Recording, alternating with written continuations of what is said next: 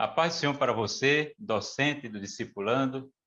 Estamos aqui para mais uma produção do EBD em Síntese Podcast, uma realização do DENEC, Departamento de Ensino e Educação Cristã da Assembleia de Deus, igreja presidida pelo pastor Martim Alves da Silva. Quem vos fala é o professor Eli Espínola e, neste momento, eu quero já passar a palavra para os nossos professores ilustres que integram esta mesa de conversação deste podcast, com esse formato todo especial, espontâneo.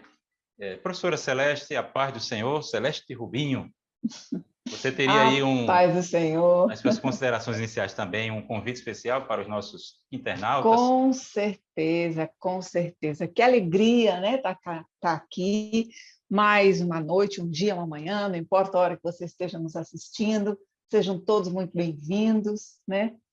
É uma lição maravilhosa, crendo nas ordenanças de Cristo à Igreja, lição 11, que delícia! E aqui fica o convite, né, para todos vocês, professoras e professores da UEBD, aqueles que não são professores, que gostaram da nossa aula, que estão nos acompanhando, venham com a gente, assistam até o final e deixe seu like, se inscrevam no canal, porque isso é muito legal, que vai ajudar que o YouTube entenda que para muita gente esse vídeo possa chegar, a mensagem de Deus possa, e quantos corações não podem ser tocados com isso, né? Então, contamos com você, deixe seu like, se inscreva no canal e fique conosco até o fim. E ative o sininho. E ative o sininho. Obrigado, professora Celeste. Professor Douglas Nilson Moraes, a paz do Senhor. O que esperar da lição de hoje, meu querido? Pai do Senhor, professores que nos assistem, nós que estamos aqui nesse podcast, quero primeiramente também agradecer a todos aqueles que semanalmente têm nos acompanhado, têm sido abençoados, assim como nós, com esse tempo de aprendizado, seja através deste grupo ou o outro grupo que também está semanalmente trabalhando as lições do discipulado. E a nossa expectativa a cada semana é que sejamos instrumentos nas mãos do Senhor para ministrar a lição e poder contribuir com a aula que o professor já está preparando para o próximo domingo e assim nós podermos ser parte desse processo. Essa é a nossa expectativa para hoje em se tratando das ordenanças. Obrigado, professor Douglas Nilson. Então, para você, professor do Discipulando, professora do Discipulando, está aqui a nossa gratidão por acessar o nosso canal e se inscrever, ativar o sininho e ficar acompanhando as aulas desta equipe, não apenas desta equipe, mas também dos demais segmentos da nossa EBD. Hoje, meus queridos professores, estaremos aprendendo sobre a lição número 11, crendo nas ordenanças de Cristo à Igreja. Seriam pelo menos duas ordenanças, dois mandamentos deixados por Cristo, duas instituições reconhecidas por Cristo, né? E, digamos, só considerando aqui alguns elementos que o título dessa lição implicam, né? Por exemplo, o caráter de ordenança e ambas as ordenanças, elas tratam tanto do início da fé ou da vida cristã, como da experiência, né, da jornada cristã, né?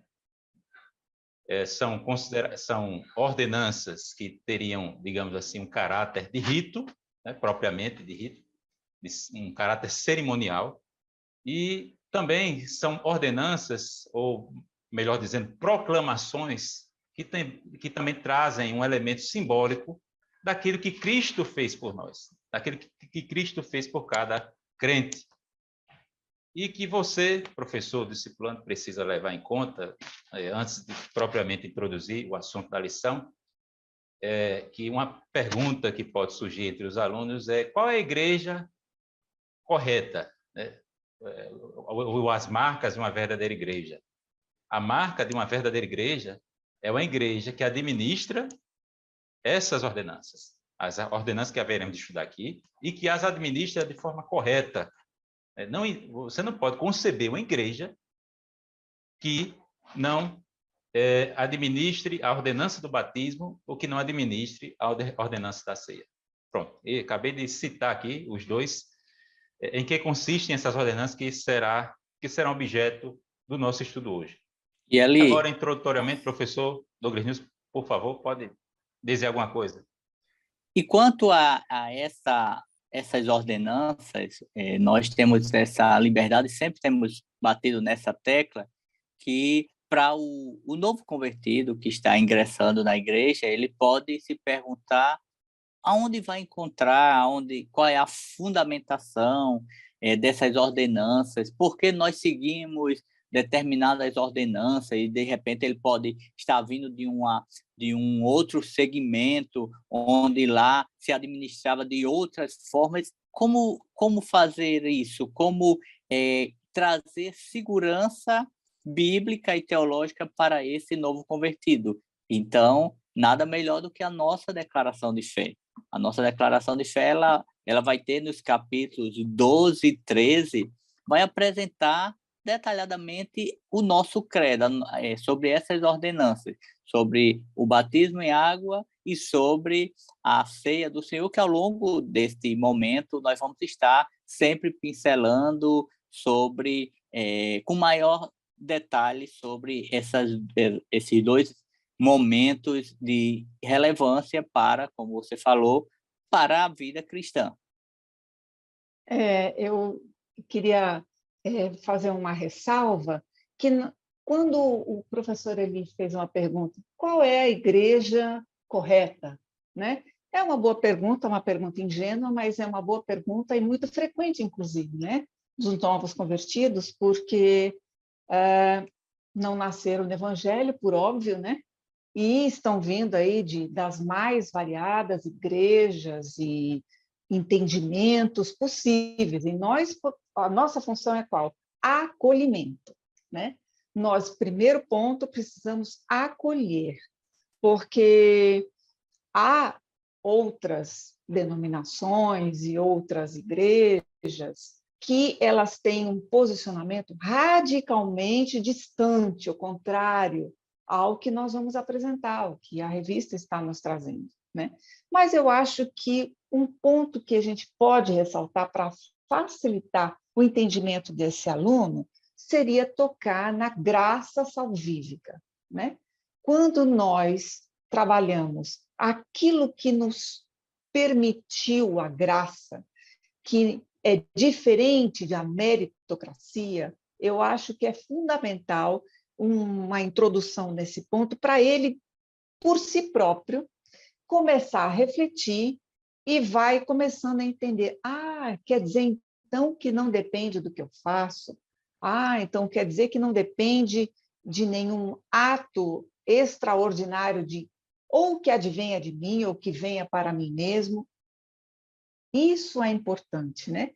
Porque quando nós formos trabalhar ordenança e sacramento, basicamente, há uma linha de pensamento que entende que o sacramento ele traz uma graça espiritual, ele traz uma graça salvífica, né? E que os sacramentos são veículos dessa graça. Esse é o ponto, a graça, né? E a graça, só para concluir, amado, a graça, ela é de graça. A graça, ela vem para além do que eu sou, do que eu faço, do que eu fiz, do que eu deixo de fazer. Claro, eu estou sendo exagerada, né? Porque tem uma linha aí que me limita, né? Que é a ética espiritual. Mas independe de tudo aquilo que eu fiz, eu que vim de outra linha de pensamento, para mim foi muito difícil entender esse ponto. Qual a diferença de ordenança e graça? Puxa vida! Então, eu estou falando como se eu estivesse falando para mim há 20 anos atrás. A graça, esse é o ponto. Pois não, professor Douglas? Dentro desse assunto, veja como é importante esses temas doutrinários, e a nossa lição, ela vai trabalhar isso, cada um no seu espaço, porque imagina que nós estamos falando de ordenanças, mas antes nós já falamos de pecados, já falamos de salvação, nós falamos de elementos, ações prévias que precisam para chegar aqui. Então, o novo convertido que está semanalmente assistindo às aulas, acompanhando, ele já entendeu a doutrina da salvação. Ele já compreendeu que ele é salvo na pessoa de Cristo Jesus. E aí, ele não é nem constrangido, nem obrigado a se batizar, que é a primeira ordenança, mas ele é motivado a assumir publicamente essa decisão dele, essa decisão por Cristo. Então, o batismo ele vem como um passo de declaração pública para esse novo convertido, e então, seguidamente, vem a segunda ordenança, que é a ordenança da ceia do Senhor, como algo a ele continuamente, até que Cristo volte, estar celebrando.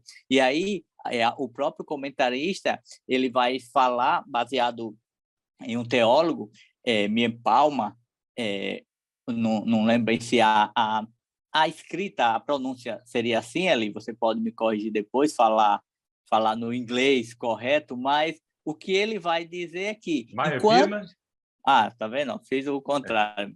Pronto, mas tem também David Palma, que é um teólogo pentecostal. Não, mas é o Maia. Eu fiquei com dúvida aqui.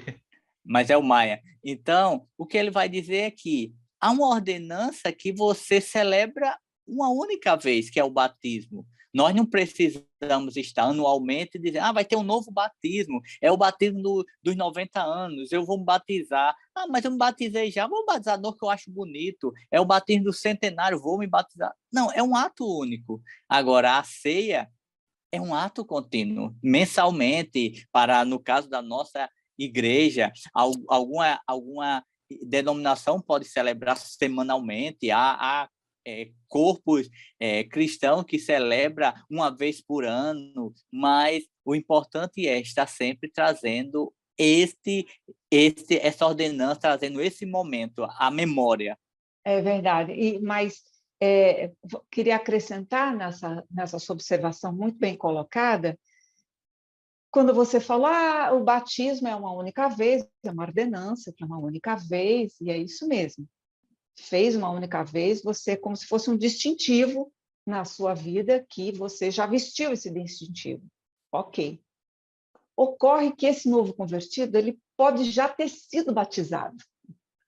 Então, é por isso que ainda penso que devemos, como o professor falou, é um momento muito oportuno, né, dessa lição, 11ª, porque já foram faladas, ele já vem sido instruído, né, em todos os passos que ele deve ocorrer, e relembrá-lo, no caso da graça, porque nós vamos ter, ele vai ter que ser confrontado, e isso seria muito bom se fosse ele por ele próprio, que talvez o batismo que ocorreu na vida dele não tenha sido exatamente aquele batismo que nós entendemos, né? Ser um ato consciente, ser um ato de escolha, né? E o método bíblico, né, que nós vamos tratar aqui. Perfeito. Ser atento ao método bíblico. Administração correta, como eu falei no início. Exato. A administração. Então, ele vai ser confrontado, né? Porque normalmente esse aluno já vem batizado, né? Ou por uma linha ou por outra ele já vem. Então, ele vai falar, puxa, mas eu já sou batizado. Quantas vezes eu já não ouvi isso de um aluno? Não, professora, eu não preciso, eu já sou batizado. Aí você vai ter que trabalhar, né, essa distorção de graça salvífica num sacramento que nós entendemos que não é assim, isso é contrário ao termo bíblico, né? E o que a Bíblia realmente nos recomenda, né? Como o professor ele falou lá no começo. E nesse aspecto, assim, é inevitável. O professor ele vai precisar voltar a alguns temas anteriores para deixar claro para esse novo convertido o seguinte: a questão não é se o batismo anterior dele, onde quer que tenha sido, é correto ou não. A questão é, ele aceitou a Cristo como o seu suficiente Salvador? Não tinha condição de tomar essa decisão ainda. Então, pronto. Então, aí é um elemento, porque baseado naquilo que nós cremos, na nossa declaração de fé, e vamos falar mais na frente, eu preciso tomar uma decisão por Cristo conscientemente. Então, se eu não tomo a decisão por Cristo conscientemente, qualquer ação que me associa à igreja, à instituição, que me diz que eu realizei esse ato, porque o batismo ele é uma confirmação, um ato de uma decisão. Então, se eu me batizei, mas eu não tomei a decisão por Cristo, então tem um elemento faltante aí, que ele pode até melhor ilustrar isso. O batismo, né? A gente já estaria entrando no tópico do batismo, mas eu preciso só fechar aqui essa introdução, meus queridos. Só retomando aqui as considerações que o professor Douglas Nilson já perfilou aqui, quando fez menção da nossa declaração de fé, reafirmando que a temática do batismo e da Santa Ceia, né, como ordenanças, estão bem estabelecidas na nossa declaração de fé. Esse é um ponto que o professor precisa destacar nas palavras iniciais, antes de adentrar a discussão sobre o estatuto, né, do batismo e da ceia como ordenança e não como sacramento. Temos também falado já que essas duas ordenanças são matérias da eclesiologia, ou seja, do estudo da doutrina da igreja. Temos também falado dessa questão desse aspecto inicial da vida cristã, esse rito de iniciação, porque o batismo tem a ver com a vinculação institucional, né? E isso pressupõe, eu creio que a professora Celeste sabe muito bem disso, né, porque ela é professora, direitos e deveres. Se você está se filiando, né, a uma denominação, a um grupo religioso, né, há direitos e deveres. E aqui, só fazendo uma comparação com o Antigo Testamento, que nós temos também uma cerimônia que tem a ver com o rito, com a iniciação da fé judaica, que é a circuncisão, né? Agora, a diferença da circuncisão para o batismo é que, no caso da circuncisão, mulheres não eram circuncidadas. Não eram circuncidadas. E nós tínhamos também a festa anual, que era a Páscoa, que também diz respeito à vida cristã. Então, uma ordenança diz respeito ao início da caminhada na fé, e a outra ordenança, aqui eu estou estabelecendo um paralelo, né? Um paralelo entre a circuncisão e o batismo, como ritos de iniciação, né? Mas a nossa denominação ela não vai propriamente se basear na circuncisão para trabalhar a doutrina do batismo, porque temos suficientes bases bíblicas no Novo Testamento para fundamentar essa doutrina, tá certo? Então, nós temos, sim, nesse sentido, em termos de início da fé cristã e a vida cristã de um modo geral, né, que é a ceia. Meus queridos, iniciando aqui já sobre o nosso primeiro tópico, vamos falar aqui sobre que batismo e ceia são ordenanças, ordenações deixadas por Cristo para a igreja, mandamentos, e não sacramentos. A palavra sacramento, ela tem origem no latim, inicialmente significava uma espécie de depósito que era feito em um lugar sagrado, e depois veio a significar, ou ter uma conotação, a ser empregada essa palavra como, no contexto assim, de juramento militar. E algo que influenciou, né, um evento no processo histórico que influenciou a assimilação por parte da igreja foi justamente a inserção da palavra sacramento nas escrituras, particularmente na versão latina, que é a Vulgata, por Jerônimo, né, que foi quem traduziu as escrituras, né, do grego e do hebraico para o latim, e ele traduziu no Novo Testamento a palavra mistério, né, que é mysterium no grego, né, traduziu como sacramento. Mas já temos falado aqui que é preferível a palavra ordenança. É preferível a palavra ordenança. E temos também, a professora Celeste já sinalizou neste sentido, que a noção ou conceito de ambas as ordenanças, tanto a ceia como o batismo, não serem considerados como meio essencial de salvação ou de santificação. Pelo contrário, é um sinal da salvação já alcançada, de que você já alcançou a salvação. Como eu já falei, estaremos falando aqui sobre símbolos que proclamam algo que já aconteceu na vida cristã, na caminhada cristã, na carreira cristã. Então, batismo não salva, ceia não salva.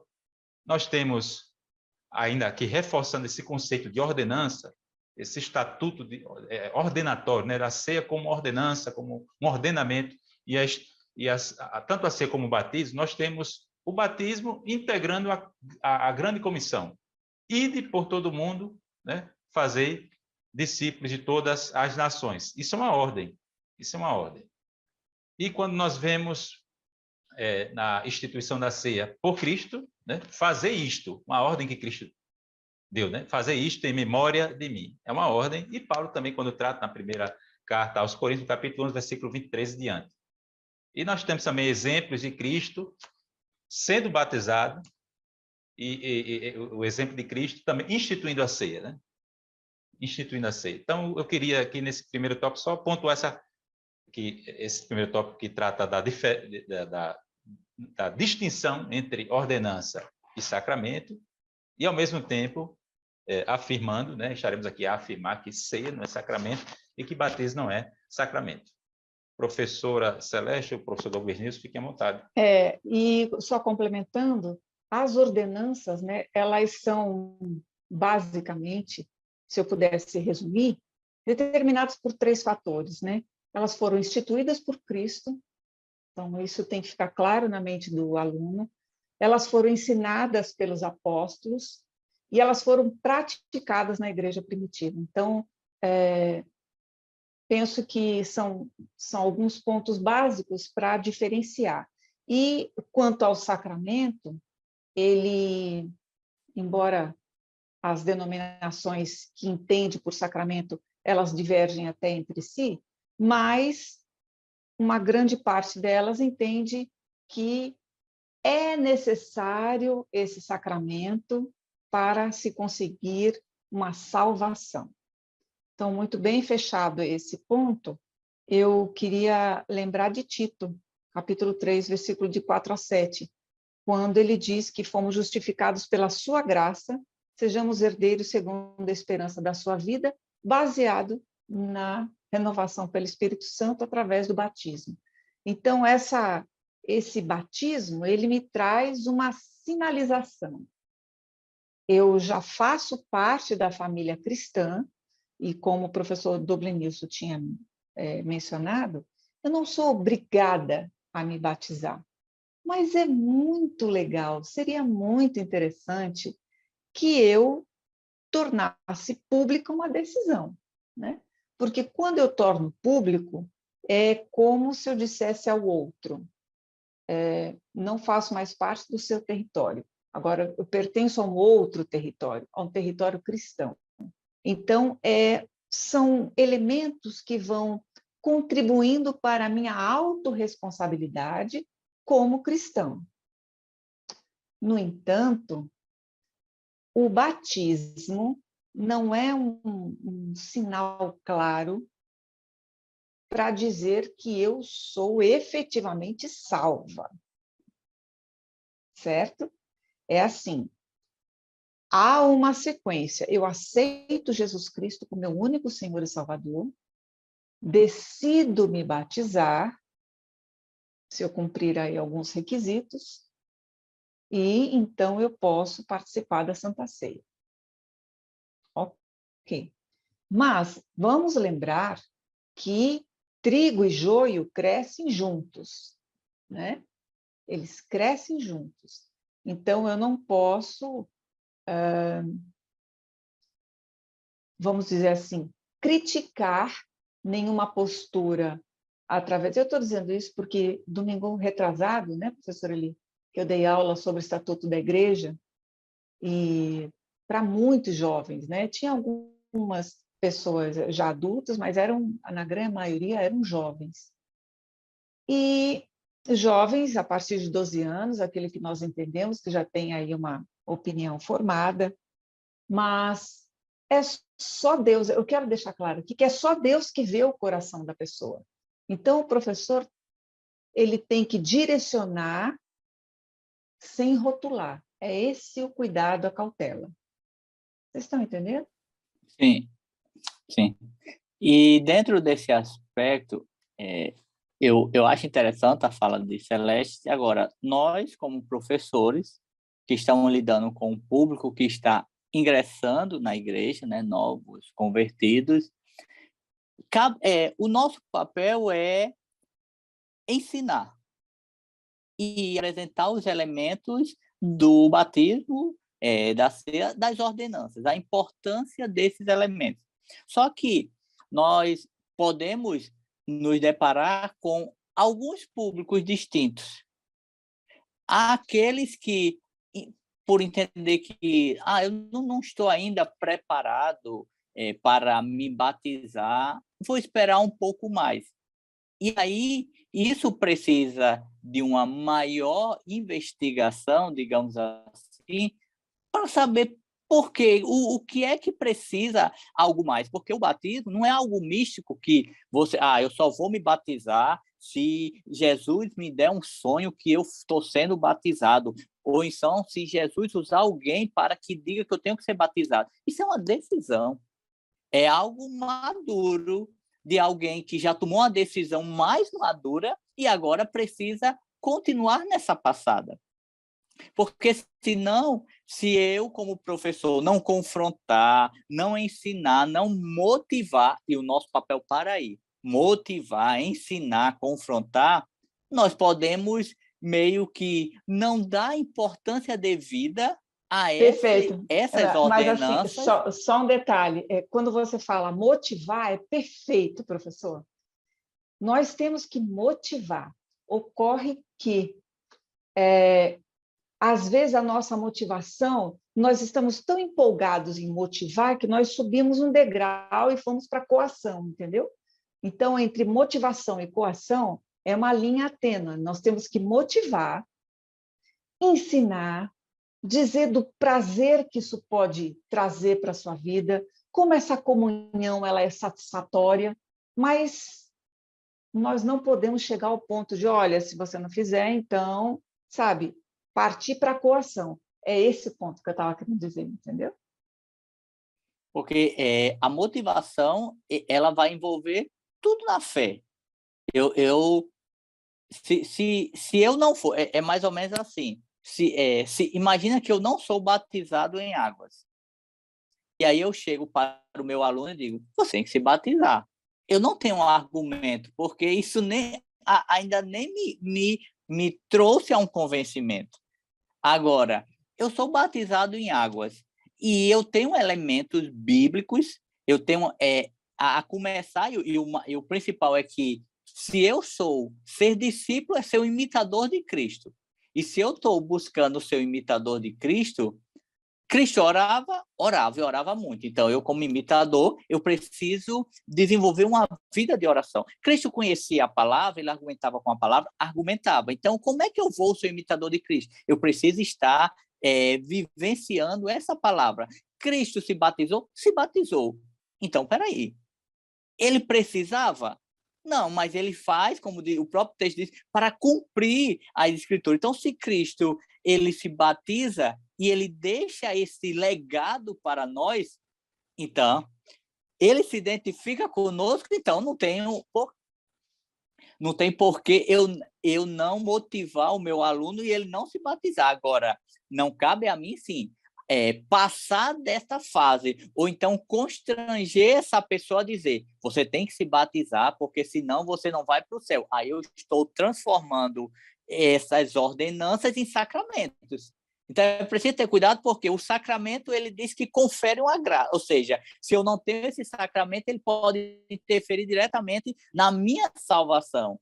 Então, se eu constranjo Eli tem que se batizar, Eli, porque se você não se batizar, olhe, você não tem certeza, talvez, para a salvação. Então, eu não posso seguir essa linha. Mas a motivação é porque o novo convertido, ele está em um processo de maturação, de formação. E ele precisa ter um professor que seja um motivador. Porque, veja, quantos exemplos nós temos de alunos que ele começa a olhar o professor e tem um professor como seu referencial e ele vai para a aula, acorda cedo. Eu já contei, acho que eu contei aqui em uma das aulas anteriores, mas se não, eu vou relatar sobre a história de um escritor que ele era muito mal na escola, nas fases iniciais, na infância. E ele, de um lar muito disfuncional, todo ano tendo dificuldade para passar, e de repente ele chega, acho que no 5º ano, e a professora, quando vai fazer a chamada, naquele primeiro dia de aula, quando faz menção ao nome dele, ela vira para ele e diz: muito sei da sua história, da sua fama aqui nessa escola, mas eu não acredito em nada do que dizem de você. E a partir daí, essa professora começa um processo de discipulado com esse aluno, a ponto de ficar, depois da aula, passar lições para casa. E esse aluno tão trabalhoso, que estava fadado ao fracasso, ele tornou-se um grande influenciador de pregadores, de pastores por uma longa geração. Então, é esse o nosso papel como mestre, como docente da escola dominical. Obrigado, meus queridos. Estamos aqui já trabalhando a temática do batismo. Segundo tópico, o batismo anuncia uma nova vida. Aí é importante nós fazermos aqui uma distinção entre o batismo de crianças e o método bíblico que nossa igreja adota. Nós temos o pedobatismo e o credobatismo. Alguém poderia até lançar a mão de Cristo, né?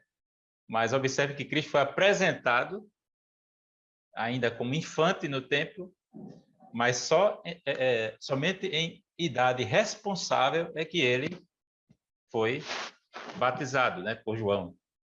Então, nós acreditamos na prática, né, no método, nós adotamos o método credobatismo, né? Não batizamos crianças.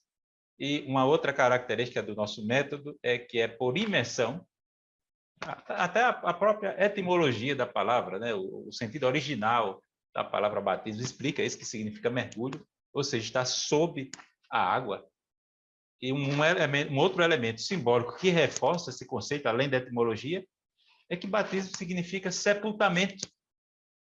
Né? Ninguém é sepultado pela metade, com uma parte do corpo, né? Alguns membros para fora e outra parte do corpo enterrada. Não existe isso, não tem sentido. Né? Então, a imersão, até a palavra até conota assim, a experiência de estar encharcado. Né? É mergulho, submersão, estar sob a água. E eu poderia aqui acrescentar a questão da fórmula trinitária, né? O batismo é no nome, na autoridade do Pai, do Filho e do Espírito Santo. Né? E, mais uma vez, isso reforça o conceito de ordenança, de prescrição, de ordenamento, da consideração do batismo como uma ordenança e não como um sacramento. Agora, só citando aqui, Douglas, só um exemplo aqui, Celeste, o malfeitor da cruz, né, ele não teve a oportunidade de ser batizado nas águas, nem de participar da ceia. E Jesus disse: hoje estarás comigo no paraíso. E está escrito, né? Quem crê e for batizado será salvo, mas quem não crê será condenado. Então, a condição para a condenação e salvação é crer ou não crer. Jesus não disse: e quem não crê e não for batizado será condenado. Não, ele disse apenas: e quem não crê será condenado. E, Eli, esse termo que você citou, o credo batismo, né? É interessante pontuar no seguinte aspecto, né? Talvez o professor ou até o próprio aluno, alguém que tem acesso à aula, pode ficar se perguntando o que é o credo batismo, o que é o pé do batismo, né? O pé do batismo, como você já falou, é o batismo de infantes, né? De crianças. E eu Enquanto fui que, batizado, viu? Eu vim de uma denominação histórica e fui sim, batizado ainda criança. Quando eu vim para a Assembleia de Deus, aí o método bíblico foi o método adotado, que eu considero, né, como bíblico, é o credo batismo. então, a nossa declaração de fé, ela vai apresentar orientações quanto a isso, e nós temos uma idade, a partir dos 12 anos, acho que é isso, 12 anos, que esse jovem ele pode tomar a decisão do batismo, mas o credo batismo ele é importante pontuar porque é dizer o seguinte: o batismo não é para quem quer, chegou e batizou. É para quem é salvo, para quem já entendeu esse processo de que eu sou pecador e eu preciso de um Salvador, e esse Salvador é Cristo, e Cristo passa a ser meu Salvador e meu Senhor, e agora eu entendo que eu preciso declarar publicamente esse amor, essa nova decisão, essa nova vida, como aqui o tópico maior diz, desse texto, desse segundo ponto, anuncia uma nova vida, eu quero o batismo. Então, esse credo batismo é isso, é para aqueles que são salvos. Ninguém vai, em hipótese alguma, chegar em uma das nossas congregações, no dia de um batismo, que teve agora recente, há uma semana, tivemos um batismo, domingo retrasado, alguns dias atrás, né, algumas semanas, nós tivemos esse batismo, e ninguém vai chegar e vai dizer assim: olha, eu cheguei aqui, achei muito bonito, eu tenho uma veste, eu quero me batizar. Só que não é bem assim, tem que haver todo um procedimento para que essa pessoa faça parte dessa celebração, desse momento de tanta relevância na nossa igreja. Agora, por outro lado, e nós vamos falar isso mais à frente, mas só para fechar esse ponto, não dá para eu ter o mesmo elemento no sentido que as nossas igrejas são sempre superlotadas. Há igrejas nossas que comportam mais de 1.000 pessoas. Não dá para, no dia de uma ceia, como temos mensalmente na nossa igreja, nas nossas congregações, não dá para chegar no dia de uma ceia e dizer assim: e aí, você é batizado? Você não é? Então, isso é uma ação pessoal. A pessoa precisa entender, há sempre uma orientação, que esta é uma cerimônia para aqueles que já desceram as águas batismais, mas se alguém, porventura, desavisado, chegar em uma de nossas congregações, eu fui lá, comi um pedaço de pão, tomei lá o suco de uva, ninguém disse nada, tanto faz. Isso não quer dizer que nós deixamos a coisa correr frouxo. Na verdade, é que isso eu preciso entender, eu preciso compreender a seriedade dessa celebração, dessa cerimônia. Caráter Senão, solene, né? Solene. Não, e a nossa igreja ela é muito cautelosa, né? Porque ela prepara a pessoa que está interessada em receber o batismo de uma forma plena, né? De uma forma plena. Ela prepara quanto aos nossos usos e costumes, porque é muito importante. Faz parte ela da identidade da igreja. Faz A pessoa está parte se da nossa filiando a um identidade. grupo, então ela precisa Sem estar a par, dúvida. se inteirar. Perfeito. Direitos E e outra. deveres. Há uma questão ética aí. Exato. E depois ela vai ser cobrada. Por isso a nossa preocupação de deixar tudo muito claro para ela estar muito ciente do que ela vai fazer. E quando ela tomar esse passo, vai ser um passo tão claro na mente dela que ela vai se sentir segura, ela vai se sentir bem, ela vai se sentir orgulhosa em dizer: eu fui batizada, eu sou batizada hoje, né? Porque o batismo ele identifica você com Cristo, né? E essa identificação ela vai querer compartilhar com você. Por isso que, inclusive, o nosso estatuto é muito claro, né? Porque nós temos regras, como o professor ali falou. Nós temos regras, como todo local tem. No seu condomínio tem regras, não tem? Muito bem. na igreja que você vai participar também tem regras, né? E nós precisamos estar cientes delas, para que, se algum dia, porventura, alguma delas for quebrada, nós termos a ciência que isso impõe consequência. Nós né? não podemos ser reducionistas, medindo ou validando um grupo religioso, uma denominação, com base naquilo que ela proíbe ou libera. Não, aqui é proibido, ali é liberado. Não. Em todo lugar você tem algo que é permitido. Né? Todo. Algo que Inclusive, até para você Entendeu? andar na rua, para você andar no ônibus, para você entrar no supermercado. Sem dúvida. Do perfil. Entendeu? É. Não é uma Nós anarquia. temos. Não vivemos numa anarquia. Todo Exatamente. grupo, todo o contexto, todo núcleo organizacional, né? Que se preze por um mínimo de a organização. regra, ela é muito salutar. O porque senso de pertencimento. Ela é salutar porque ela me dá limites, ela me dá segurança, ela me dá uma série de quesitos que eu sei até onde eu posso ir, onde eu não posso, e eu posso estar de acordo ou não. E uma observação importante dentro desse aspecto. Nós também precisamos, o professor precisa, desconstruir alguns mitos. Vocês aqui já falaram alguns mitos. Desconstruir outros tantos mitos que estão associados ao batismo. Por exemplo, o mito do misticismo. Ou então, assim, eu achar que no ato... Eu não estou muito bem resolvido. Eu ainda não estou bem salvo, digamos assim. Só um texto, uma expressão comum.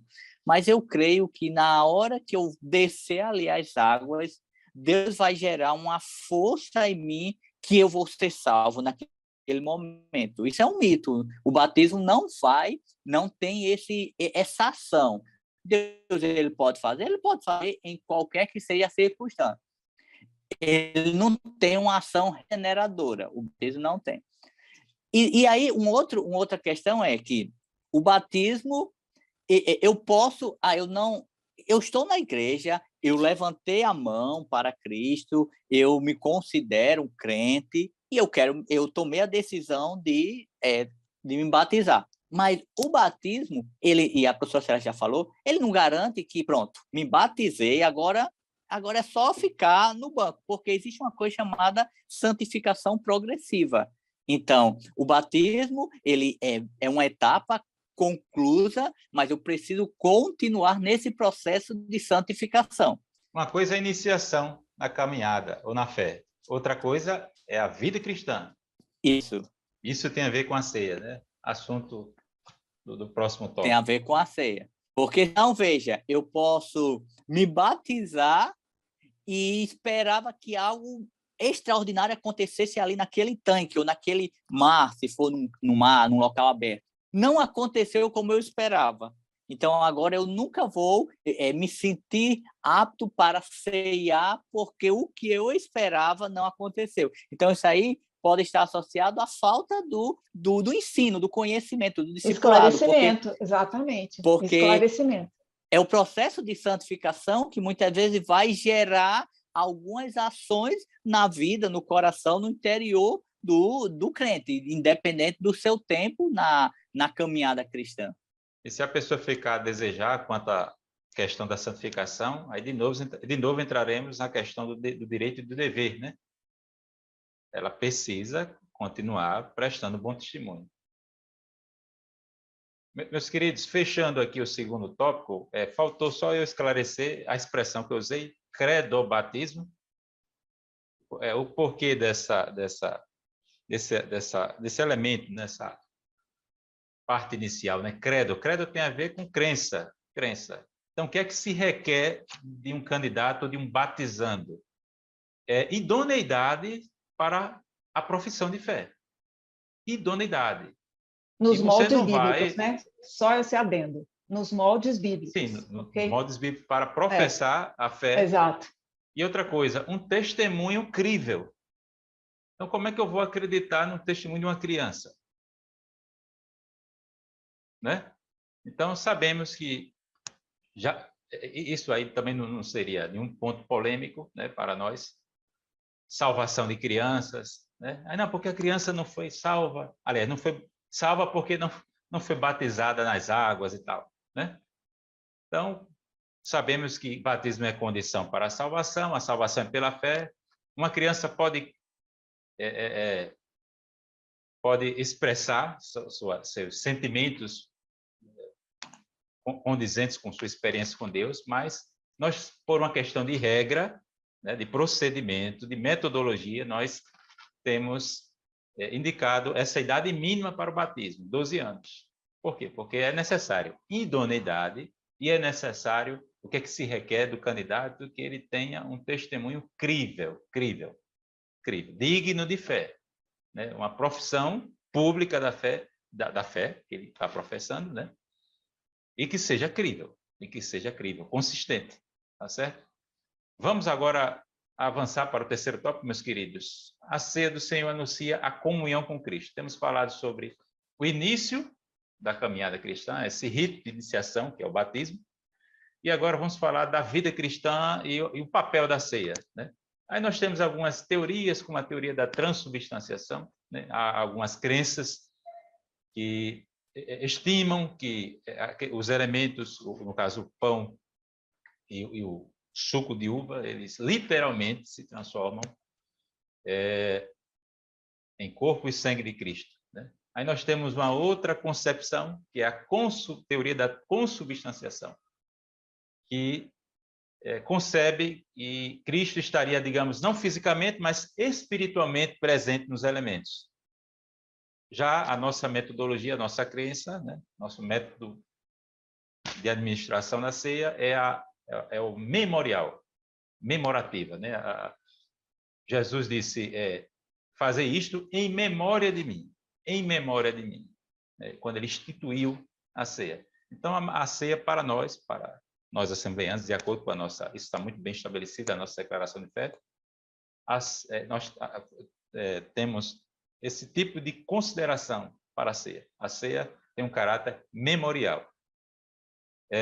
Nós temos esse simbolismo, que e quando Cristo diz, isto é o meu corpo, né? Isto é o meu corpo. O pão significaria o corpo e ali o cálice, o sangue de Cristo derramado, né? O sangue da nova aliança, né? E que o rito da ceia, ou a celebração da ceia, ela teria pelo menos 3 perspectivas, né? Alguém poderia apontar assim, dizer que a ceia aponta para o passado, faz referência ao passado, porque fala de algo trágico, ou seja, da morte de Cristo substitutiva, a morte de Cristo em nosso lugar.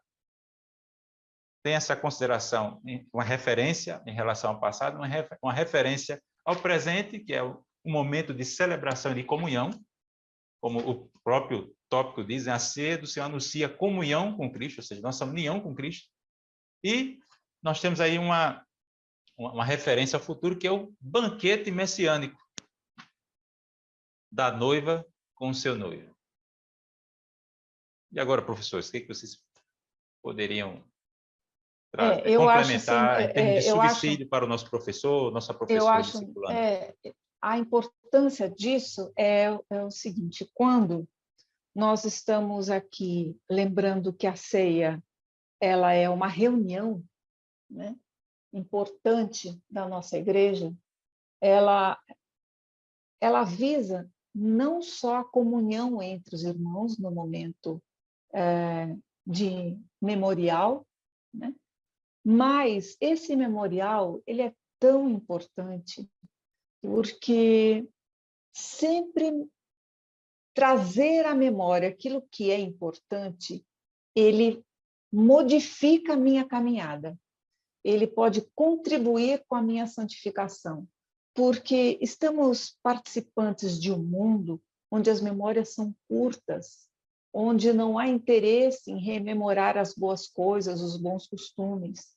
As coisas são muito passageiras, né? As coisas são líquidas, como diria Balmer. Então, trazer à memória a importância da ceia é o que houve, como o professor muito bem colocou. A ceia é um momento de passado, presente e futuro. Ela, num único instante, ela me traz essa memória ampla do que foi feito por mim, sem nenhum merecimento que eu tinha nesse momento. O fruto que eu recebi dessa atitude que Deus fez por mim e o meu porvir, a minha esperança, né? E por isso o meu olhar para o futuro. Então é muito importante. A história, ela sempre tem que ser trazida de volta à nossa memória, porque senão nós esquecemos quem somos, nós esquecemos qual é o nosso propósito, não só para a nossa igreja, é para com Cristo em primeiro lugar, né? É para com Cristo, o nosso propósito numa vida cristã. Então, é muito importante. Só uma observação aqui, eu trabalhei com judeus ortodoxos durante uns 7 anos da minha vida, e eles não eram cristãos ortodoxos, eles eram judeus ortodoxos. Mas eles tinham uma coisa muito interessante, a gente sempre aprende muito com todo mundo, né? Aprende até o que não fazer, né? E eles tinham toda festa tinha um momento histórico, eles rememoravam o que eles fizeram, como que eles comiam na época, o que houve, o que aconteceu, né? E isso faz a diferença quando eu entendo por que eu estou fazendo aquilo. Eu estou rememorando o quê? O que Cristo fez por mim. Ele morreu por mim. Então, neste momento, é um momento de gratidão, de reflexão, para que eu possa, então, contribuir com a minha caminhada, né?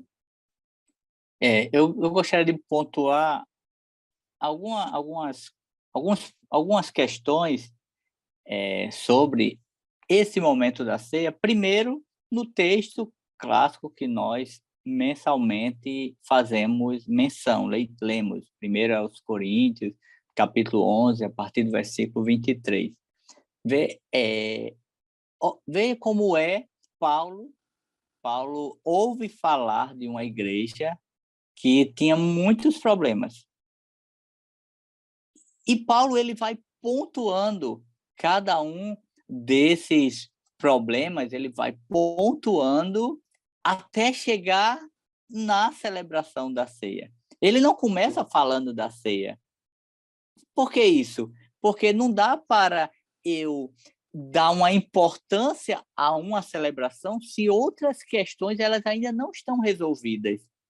E é por isso que nós precisamos dar importância ao caráter de autoavaliação no momento, na celebração da ceia. Então, o primeiro é o caráter autoavaliativo. Eu não posso tornar, porque nós lemos, examine-se, pois o homem a si mesmo. Veja que, se nós lermos, Paulo ele faz uma espécie de examinação daquela igreja até que chega no momento, e Paulo, ele no capítulo 11, ele começa fazendo elogio à qualidade daquela igreja, mas ele diz, nisto não vos louvo.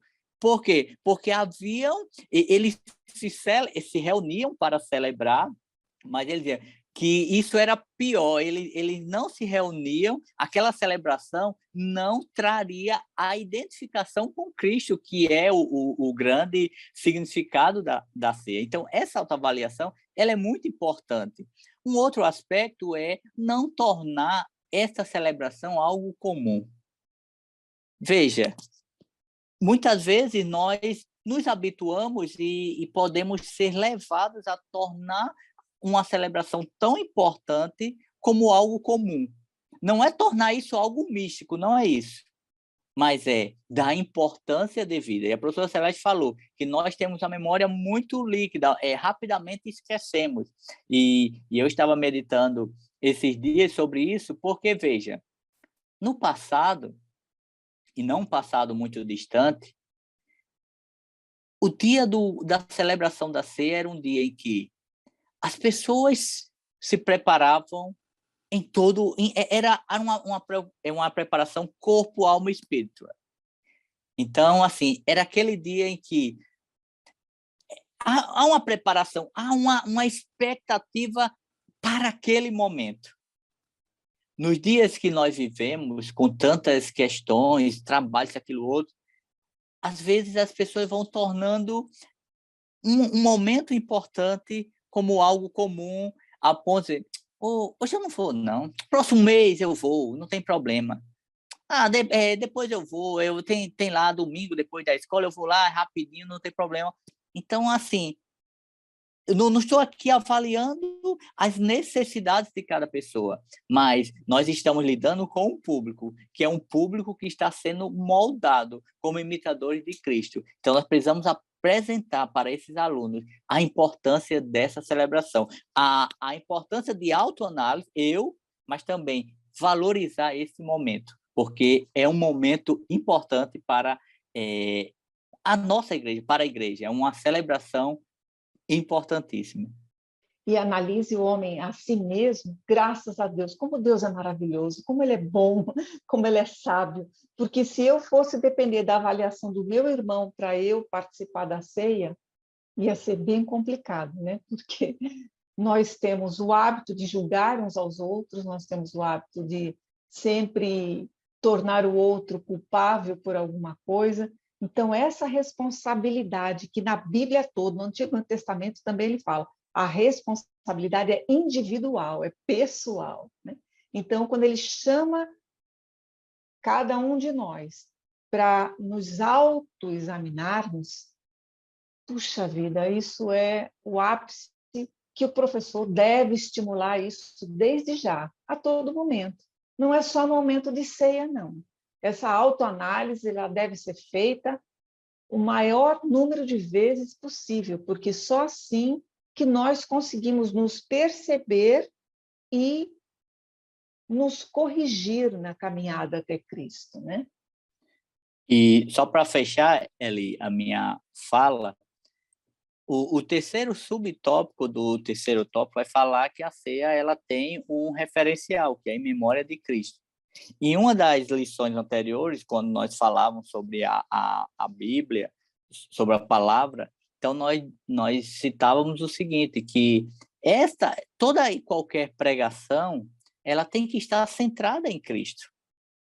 Então, a celebração da ceia é uma celebração em que tudo tem que estar, o meu coração tem que estar voltado ao que Cristo fez. A melodia litúrgica, o inário, os hinos, as canções que são apresentadas de igual modo, porque é como assim, num culto de Ano Novo, por exemplo, nós temos uma cerimônia específica, é tradição nossa, um horário específico, há um hino específico para aquele momento da virada.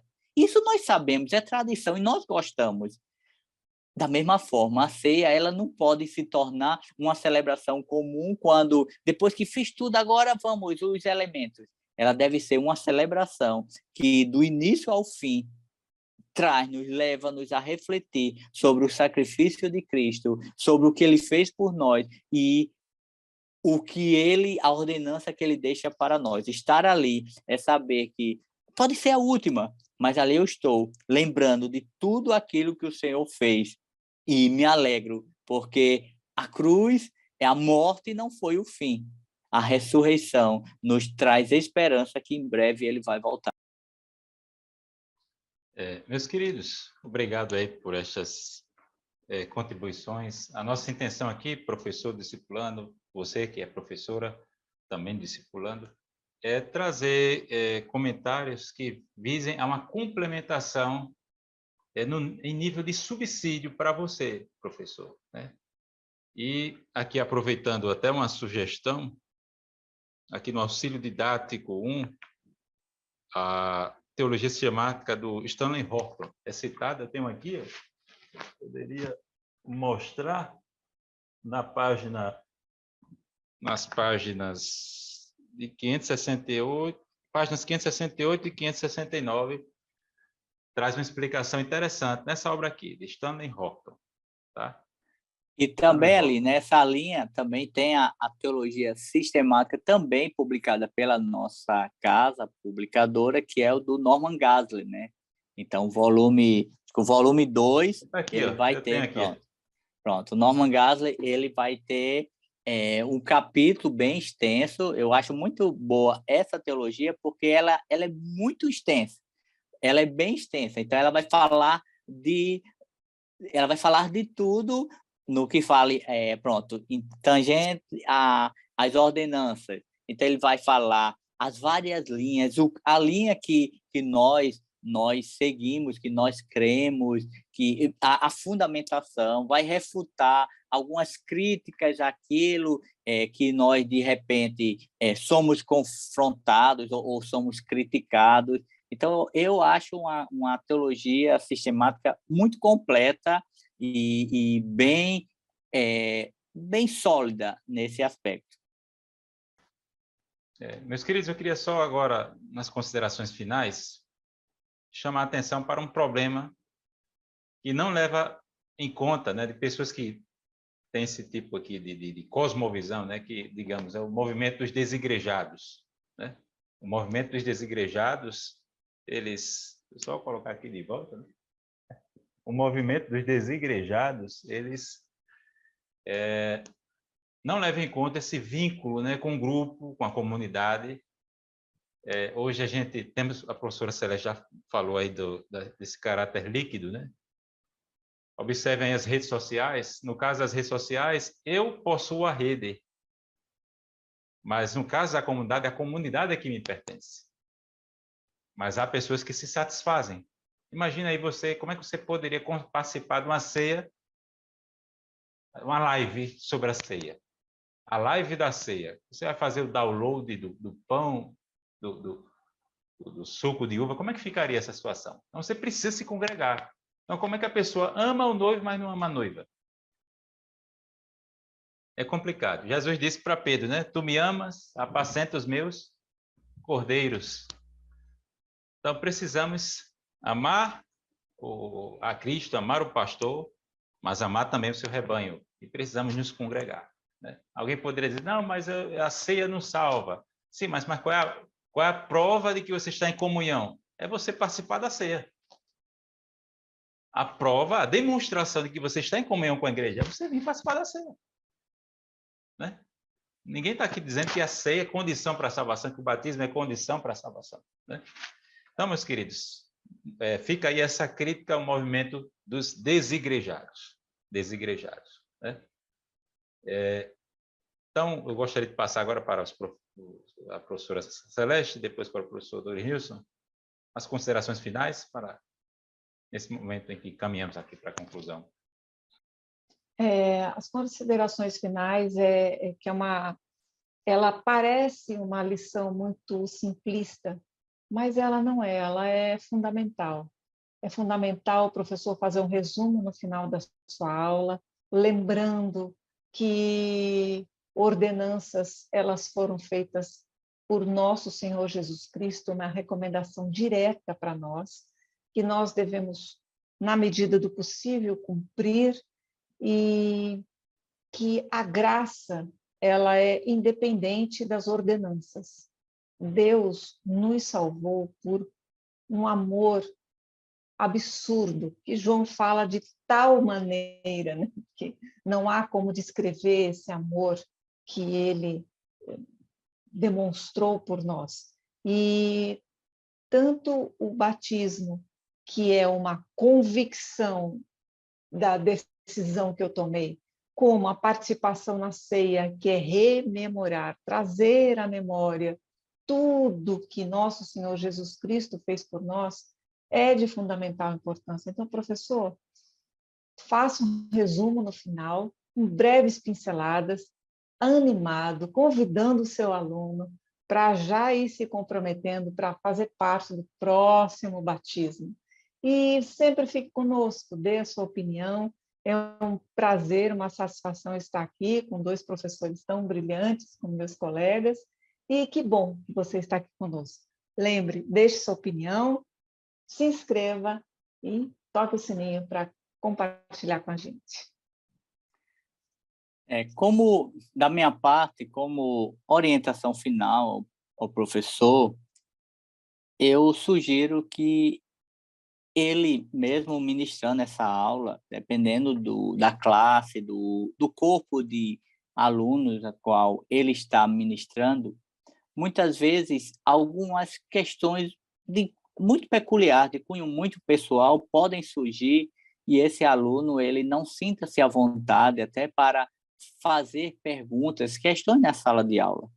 Então, nós como professores, você como professor que nos acompanha, procure seus alunos individualmente, converse com eles, abra um caminho para que ele possa, de repente, abrir o seu coração para você e tirar algumas dúvidas que tem ou alguns impedimentos que pode até deixá-lo triste nessa caminhada. Às vezes, uma palavra da parte de Deus e você sendo instrumento do Senhor nesse processo pode ajudá-lo nessa caminhada. Então, não se resuma à aula. Procure seus alunos, esteja aberto, converse individualmente com cada um, porque, como eu falei aqui em uma outra aula, o processo discipulado ele não se resume só ao ministrar a aula, e cada aluno ele tem uma caminhada. Não dá para todos irem na mesma velocidade. Por isso, se o professor se coloca à disposição para momentos individuais com esses alunos, ele pode ajudá-lo nesse processo de imitadores de Cristo. É isso. Obrigado mais uma vez aos colegas. Espero que, tal como tem sido para nós, esta lição seja de proveito para você, professor, você que nos acompanha semanalmente. Obrigado, professor Douglas Nilson. Você, professor discipulando, você, professora, ficaram aí algumas dicas literárias. Temos falado sobre alguns autores, como o Stanley Horton, o David Palmer, o Meyer Pearman, né, o Norman Geisler, que não é necessariamente um pentecostal, mas a obra dele é publicada pela nossa editora, a CPAD, um excelente autor, né? Ficaram aí essas orientações quanto ao papel do professor como conselheiro, além de ensinar a temática do batismo e da ceia. Lembrando que o conceito de discipular ser discípulo é seguir a Cristo, e discipular é ajudar alguém a seguir a Cristo, ou seja, ajudar alguém nesse segmento, nesse processo de segmento. Ficou também essa palavra, como sempre, calorosa, da professora Celeste, incentivando aí a sua interação conosco através do nosso canal. Então, quero aqui, meus queridos, mais uma vez agradecer e louvar a Deus por mais um podcast. A paz do Senhor, meus queridos professores, a professora Celeste, professor Douglas Nilson, pastor Reinaldo, mais uma vez, grato pela confiança, pastor Martim, obrigado pela confiança e pela oportunidade. Nossa próxima lição será de número 13, estaremos então concluindo este segundo ciclo da revista Discipulando. Então, meus queridos, a paz do Senhor, até o próximo encontro. Pai do Senhor, até a próxima.